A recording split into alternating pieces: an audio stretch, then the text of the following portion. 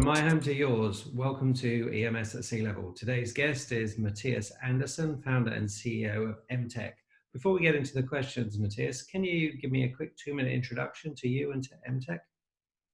Sure. Nice to meet you again, Phil. Mattias Andersson, founder of MTEK Industry, located in Sweden. Background within the electronics industry since the last 25 years. That's the only thing I know. That's the only thing I live by. We have a software company with software-defined robotic solutions that helps customers increase efficiency and quality. So those are short. Yeah, that's fantastic. And just talk me through the last couple of months, and I guess we're getting to the 3-month stage now from kind of Chinese New Year, what you've seen in terms of impact on you, on your customers, and just, the whole what's been going on in Sweden, I guess. Yeah, sure. No, I think this situation where we're in right now is, I'm sad to say that we will benefit from it in terms of customers trying to digitize and automate much more. The situation is, of course, this is a new thing that we didn't see coming, any one of us, but coming to the fact that companies needs to be able to overlook their supply chains. The sensitivity of supply chains has become more and more obvious. We have a situation where our clients really are considering now to move production back or to the market. And I do believe that the industry, this is one of the biggest disruptors in the industry for the last 20 years. This is way beyond the lead-free introduction. This is basically as the introduction of the SMT line way back in the 80s. So, Yeah, it's a huge impact, isn't it? And when you look at it over the different period, and you mentioned a number of things there, that people are talking to you about digital transformation, but they're also talking to you about reshoring or moving their geographies, and they're talking about visibility in the supply chain. Have those things happened as we've gone through this time, or is that kind of all happening at once? It has.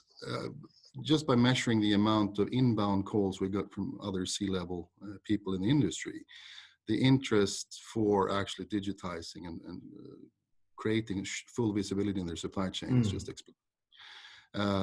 Now, also, there has been some time for reflection among the peers in the business. And how can they actually come out of this stronger, faster, better, and cheaper?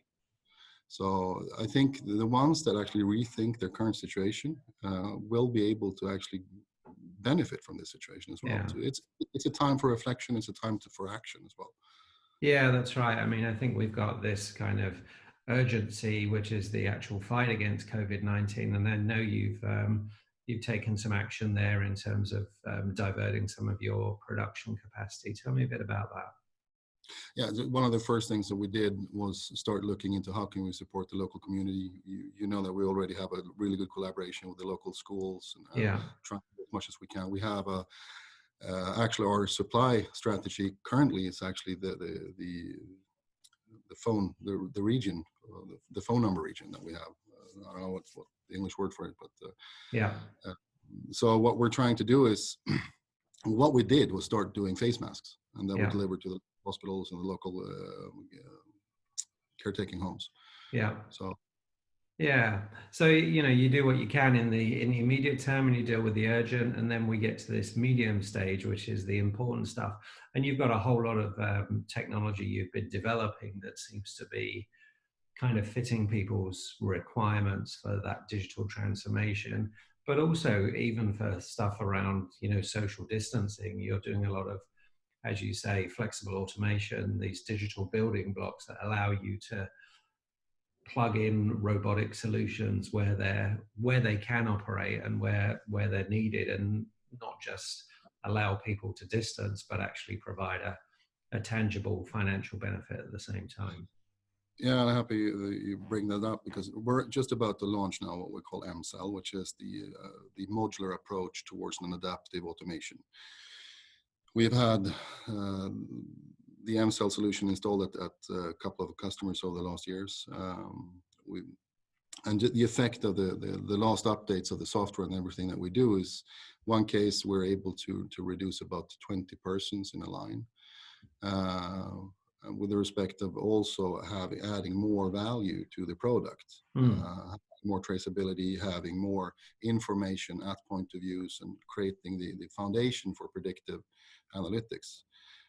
So we see an enormous interest right now on the MCell approach that we have, and of course beneath that is what we call the M-Brain, which is the factory operating system that we bring that actually provides power to the MCell solution. So yeah, so you have that underlying factory intelligence software that you use, and then you have these big digital building blocks. And I think the first one you're releasing is MCell Insertion, and that's gone into some big contract manufacturers and is already having an impact. Was that something that you saw as a specific need to resolve a challenge there, or was that something that you felt was an easy problem to solve? What made you choose Insertion first?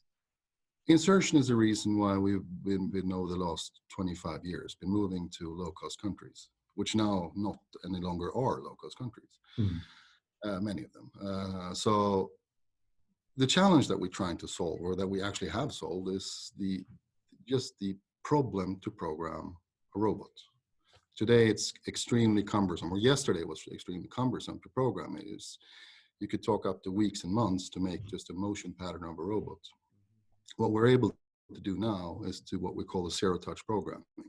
So in less than a minute, we're able to produce the program completely for the robot for an assembly station. And of course, not only that, but also to create the value of having the robot actually adopt to its surroundings, which makes us a little bit different. And we've been working very hard for the last 3 years to develop this.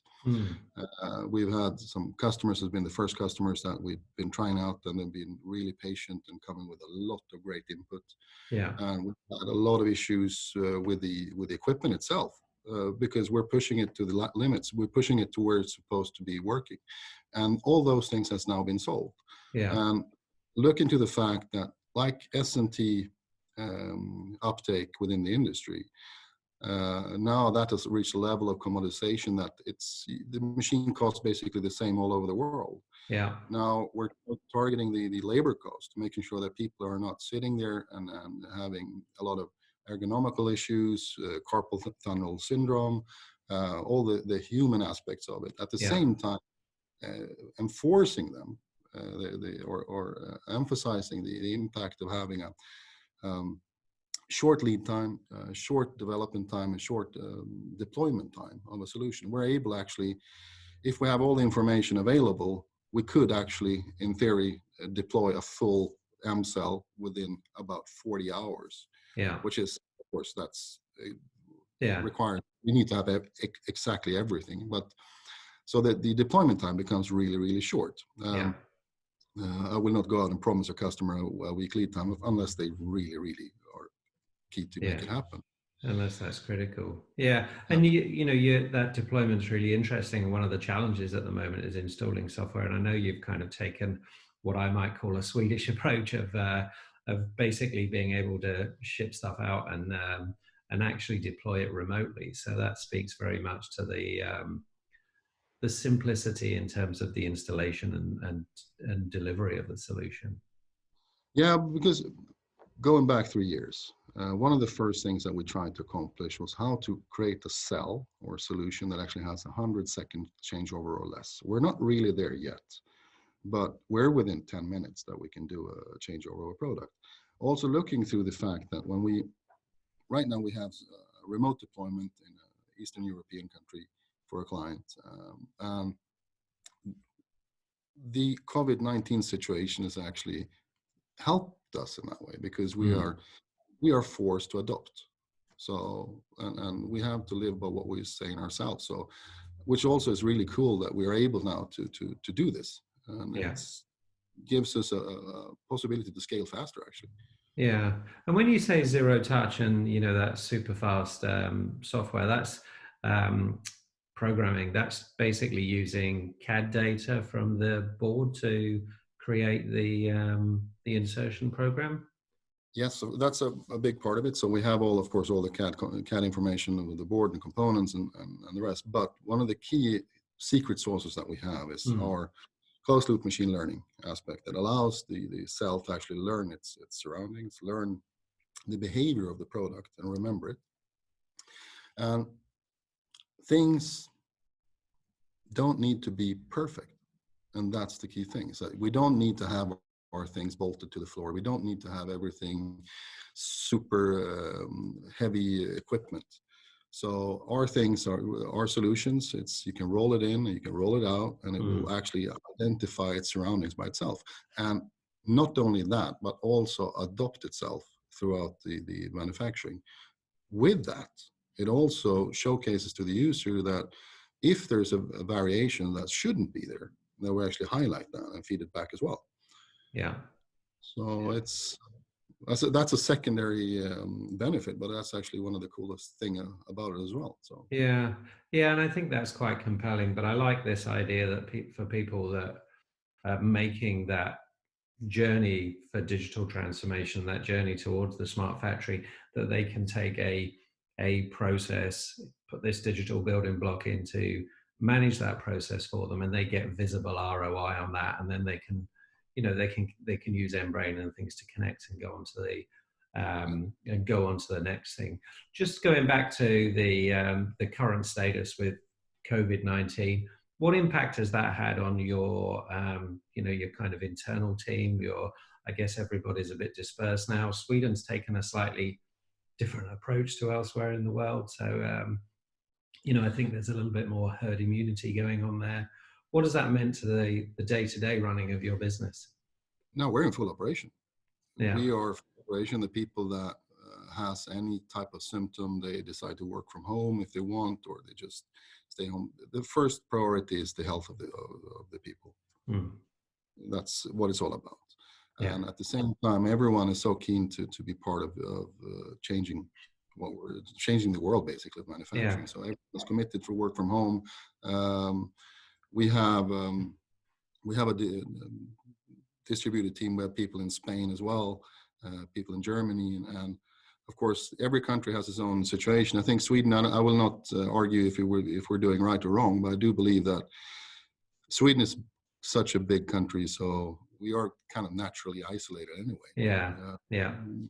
So there's a bit more space. Yeah. So no, we are blessed that we haven't had any known cases in the company, and of course, any type of symptom, people stay at home, and then now with the digital tools that we have, this is another proof that we're gonna digitize faster. Yeah. The Zoom and the Teams and the Hangouts and everything, it works great now.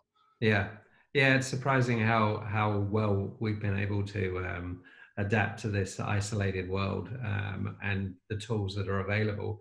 So what's keeping you sane? What's keeping you sane at home when you can't go out to restaurants and you can't go to bars? I know you're probably working all the time, but are you binging anything on Netflix, on Apple TV, or? I'm working. Yeah. No, the binging part, watching documentaries about AI and machine learning, basically. Yeah. To see what others are doing. So you're a geek, you're a sponge. That's what it is. You're just absorbing all that information. And when you look at the EMS industry and your peers in the industry, obviously in the manufacturing side, what advice would you offer them as we kind of come through this and come out of it? Because it's been a difficult time for manufacturers, particularly those that are on tight margins and have been cash strapped, and they've got to ramp up their business. Some companies have had to switch lines off and are in the process of switching them back on. What kind of nuggets of advice would you give based on your own experience? I think there will be a tomorrow, of course. The sun will rise again. And I think using this time now for reflection on how the ideal supply chain would look like. Knowing a supply chain, of course, looking even through the internal supply chain. How can we create visibility? How can we actually reduce the sensitivity of such a pandemic? Now, everyone will be aware of this for the next 20 years to come, at least. Or maybe we tend to forget fast as well. But I do believe that the same thing that happened after the financial crisis, 2008, where everything went straight down for a long time, and the supply chain was emptied out. We have the same situation now. Even though this drop was much faster, the lockdowns will have severe impact on certain levels. But I think the companies that are able to rethink, and not just rethink, but actually do something about it, come out of this crisis way more stronger than competition. No, I think there are some real opportunities, and there are some real, kind of standout examples of things that can be done. And I think there will be that desire for digital transformation. And I like this idea that people can take a step-by-step approach, and they can manage these processes. So I look forward to hearing more about that. Thank you very much for your time. Thanks for your candor. All the best with the launch of MCell. And for those that have been listening, until next time on EMS at Sea Level, thank you and goodbye.